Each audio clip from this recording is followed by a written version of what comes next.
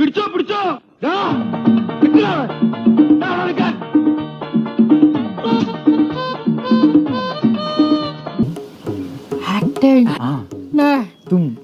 നിക്ക്, നാശത്തിലേക്കാ നിങ്ങൾ പോകുന്നത്.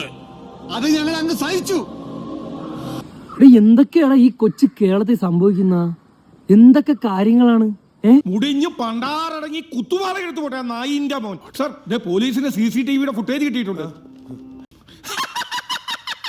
അവന്റെ കളി നമ്മളോടാ.